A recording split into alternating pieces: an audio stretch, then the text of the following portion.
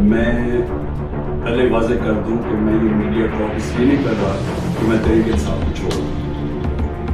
मैं media talk इसलिए कर रहा हूं कि मैं इस वक्त चाहता हूं मेरी सारी कौम समझे